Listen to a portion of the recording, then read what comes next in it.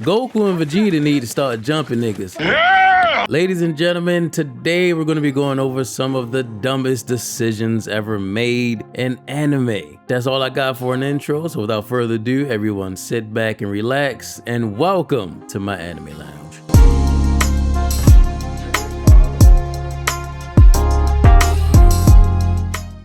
I present to you Revival of F, a funny little film where Frieza is resurrected and he unlocks his powerful golden form. In this film, Goku and Vegeta literally let the planet die just for the sport of combat. Stop! This has gone on long enough! You promised me we would take turns, Kakarot! But stay out of this fight. I want to crush Goku myself. There, you see? Let me fight him just a little longer and then we can switch off. Mind you, they already knew what Frieza was about and what he can do. And now he's in a stronger form with a chip on his shoulder. You would think one would speed blitz and one tap this dangerous villain, or simply jump him and stomp him back to hell. That sounds about right. We know at this time Frieza can't beat one, let alone both of them in their new Super Saiyan Blue forms. But just like Saiyans, they chose sport. They took turns with their new forms to fight Frieza. They were playing around too much, and what happened? At least try to face your death with some honor. Don't screw around! And don't dream of resurrecting again. Stop screwing around! This planet! What the fuck? Hey, you're screwing around too much! Look at that.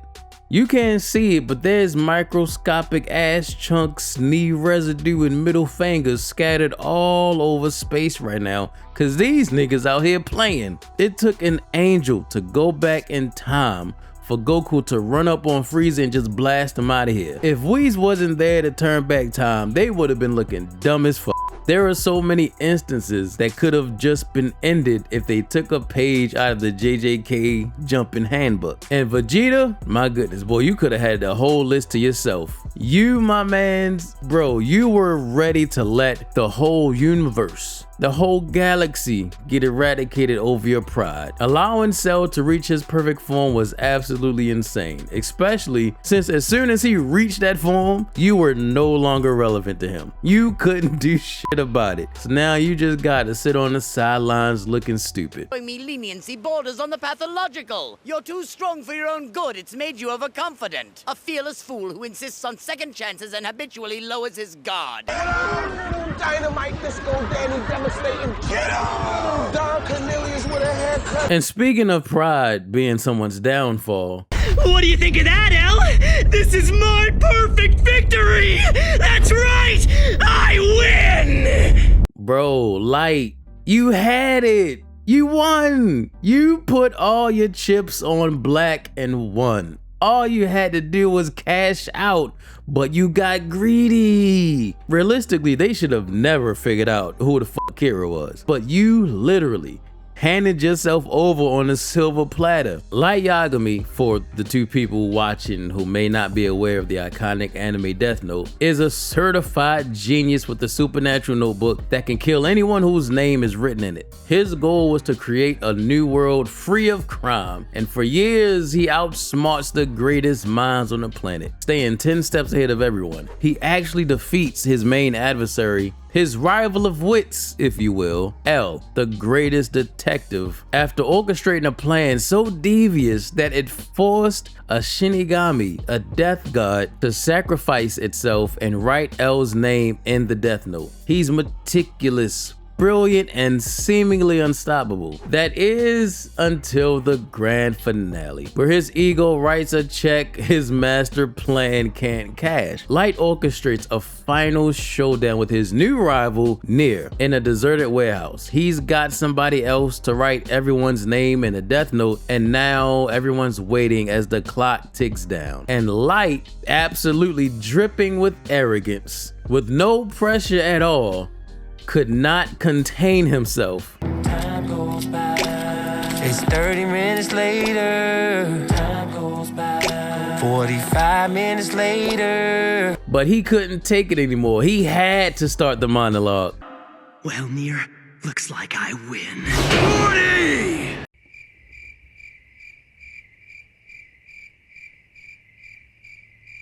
That's a negative.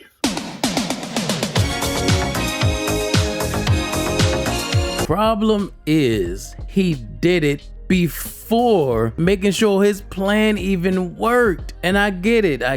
You bodied who the world was calling the best detective. You was definitely feeling like Timothy. But all he had to do was just wait just for a few seconds, or better yet, not even say shit at all. You could have still maintained some semblance of innocence by feigning ignorance. Now listen, that's called motherfucking bars, nigga. Nier reveals that he swapped a real Death Note with a perfect replica. The names were written, but nothing happened. In a single glorious moment of hubris, Light went from being the untouchable god of the new world to a cornered rat. His entire victory speech was a confession that exposed him to everyone in the room. It was a monumental self-sabotage that led directly to his pathetic screaming downfall. He wasn't taken down by a complex strategy he couldn't predict. He was defeated because he couldn't resist boasting for 5 seconds too early. What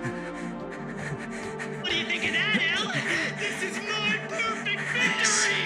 I'm not only Kira, but I am also God of the New World. That's a nigga! Now, Akudama Drive may legit have a case for the dumbest protagonist. Everything that happens in this show is all because of a 500 yen coin. I have an extensive review of Akudama Drive, this shitty anime with golden potential. Now, this wasn't a grand world-altering choice, but a tiny, seemingly insignificant one that snowballs into a catastrophe. The protagonist of Akudama Drive, a normal girl's entire life, gets ruined because she just had to return a 500 yen coin. It all starts when she sees this super cool criminal named Carrier drop a coin. Her good-natured instinct is to return the coin, and that was her first biggest mistake. Mind you, the dude doesn't even want the damn coin anymore. Drop this coin.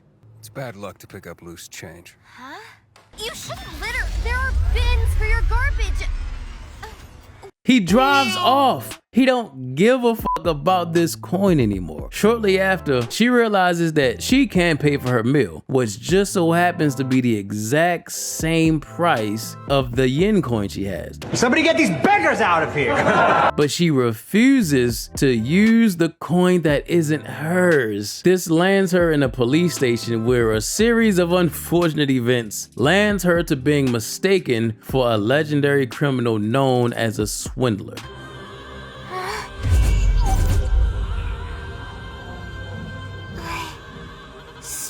To return this. No. Mr.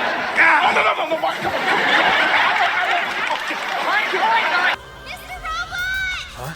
Just get out! There's another double over here! Hey!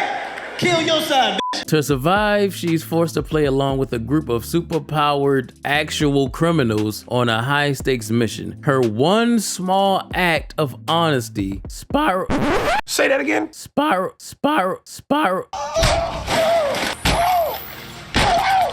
Her one small act of honesty spirals into a citywide manhunt, labeling her as one of the country's most wanted Akudama. The entire insane cyberpunk tragedy of her life happens because her brain short-circuited over the pocket change of a stranger. That's not just fumbling the bag, it's tripping over a single coin and falling face first into a life of crime. And guess what ends up happening? She sacrifices herself to help the criminals she's been working with. She dies over this coin, bruh. She was on her way to work before all this shit happened. But check out my Akudama Drive review, it's a good time. And whoops everybody's ass, bruh. This shit is like when Madara pulled up on the entire Shinobi Alliance in the Ninja War. Cutthroat gets tossed, no clue how he survives that. Carrier gets slapped up.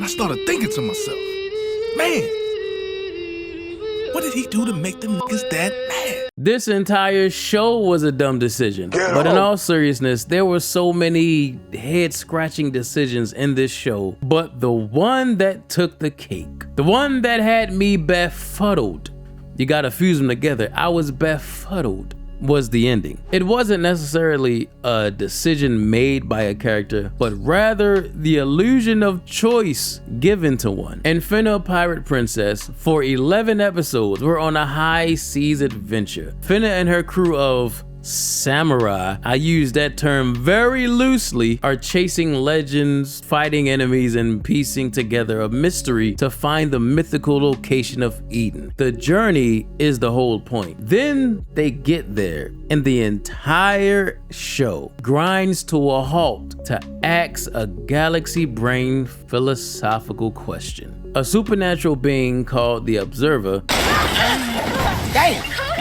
pops up and tells Finna that her entire life was just a preordained test to bring her here. Her actual purpose is to make one choice. Option A, let the world continue as it is, where it will eventually be destroyed and her friends will likely die. Or option B, hit a giant reset button, destroying the world now to create a new and better one.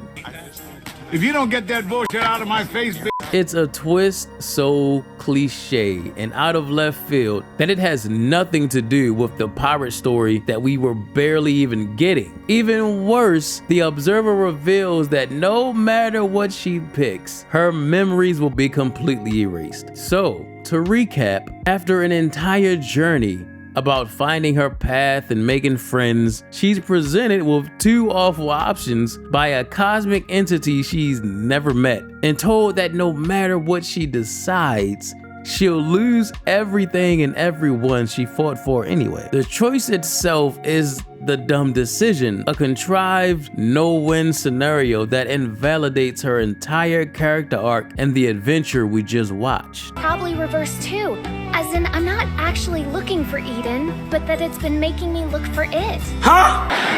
Whoa, you want to run that by me again? As in I'm not actually looking for Eden, but that it's been making me look for it.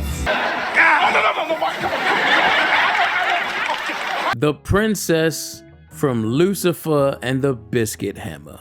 I'm pretty sure a lot of you don't even know who this is or what this show is, and for good reason. This is, well, they call her the princess from the travesty shitty show that is Lucifer and the Biscuit Hammer. To this day being possibly one of the worst anime I have seen. And on top of being a part of this show, this character's comprehension skills are non-existent, with an inconceivable mindset that leads to making psychopathic decisions. She's inflicted with a fatal illness, but is one day visited by this all-powerful mage who gives her a chance to wish for anything she wants, leading you to think she would immediately wish to no longer be able to die from this illness. 何でもできる体にしてやろうか。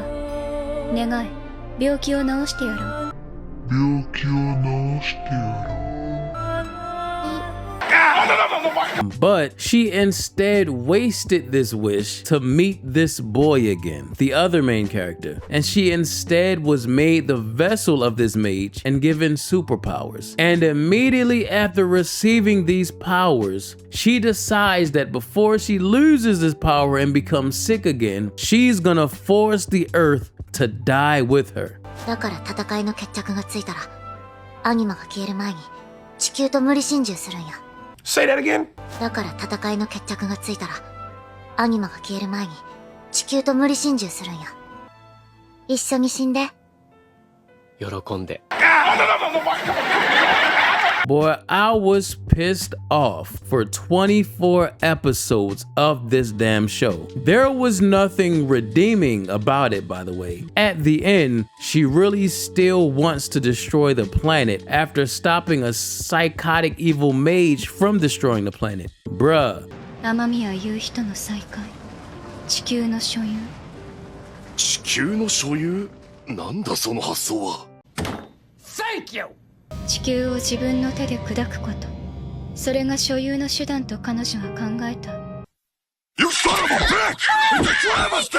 I will kill you! Finally, we arrive at a decision so baffling, it wipes an entire series off the map. We're talking about Platinum End, an anime where 13 people who attempted self-deletion are chosen to compete in a battle royale to become the next god. Seems a bit counterproductive, I know, but you'll find out later why this may not have been the best choice of participants for such an important job. After a grueling selection process, a moody teenager named Shuji is made the new god. As a candidate, his big idea was to make self-deletion socially acceptable. So, what does he do with his newfound omnipotence? He looks down upon the world, sees humanity's endless suffering, and comes to a profound conclusion. Existence is pain. And instead of using his infinite power to, say, solve world hunger or cure disease, he decides the only true salvation is a hard reset for all of creation. He chooses to commit self-deletion. Hey, yo, what the? In a moment of cosmic angst, the new god fatally impales himself with a divine arrow. What he failed to understand is that God's life is tied to his creations. The moment he dies, every angel and every single human on earth is instantly erased from existence. Are you crazy? I'm sorry. Y'all are stupid! So now everyone is just dusting away like the end of an Avengers movie. The entire planet is wiped clean of all life, all because the newly crowned god decided to rage quit his own existence and take everyone with him. It's an apocalypse born from one kid's terminal case of the SADS, rendering the entire story utterly pointless. Bro, imagine if this happened right when GTA 6 dropped. Shake up! Oh, okay, Pop. Let's drop, give it there! Shameless plug time. Some of the shows I mentioned here are reviewed on the channel. Lucifer and the Biscuit Hammer, Death Note, Platinum Ends a bit, Akudama Drive, like I said earlier. If you really need a laugh, I highly suggest you checking those out. Nothing left to add on my end because now it's your turn. What are some of the dumbest decisions you've seen in anime? Which one was the dumbest one you've seen in this video? I'd love to see the discussion. Let me know down in the comments below. Hit that like and subscribe button if you enjoyed the video. It really helps me out. Push the goddamn button. Join the lounge and grab yourself a seat. Share with your friends or anyone who loves anime like us. Tell your friends about me. I appreciate you all for watching, and as we always do when we close out, let's all raise a glass in the air. Yummers. Here's to anime. Let me see you work that, work that, work that. Let me see you do the rodeo. Let me see you bounce that. Let me see you do the rodeo.